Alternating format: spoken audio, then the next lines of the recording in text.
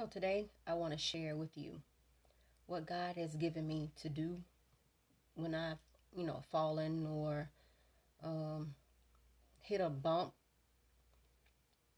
Um, and there's some days where I'm feeling low, but in my time with Him, He'll just say, "Press play," and I'm like, "Press play." He was like, "Yes, I've given you the remote." Matter of fact, let me read it.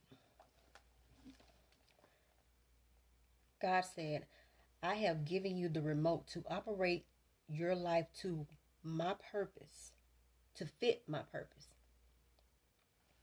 I was like, okay. He said, you just press pause. Whenever you have a slip, a fall, or a setback, or just hit a bump or a low place, you've only pressed pause. He said, I've given you the remote. Get back up, press play, and keep going. You only fail when you don't get back up. You're still victorious.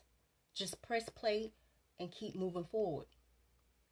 And He've even given to me everything you want, asked for, or waiting on is already done. He said, press fast forward. You need to catch up. You have to catch up to the spirit because it's already done in the spirit.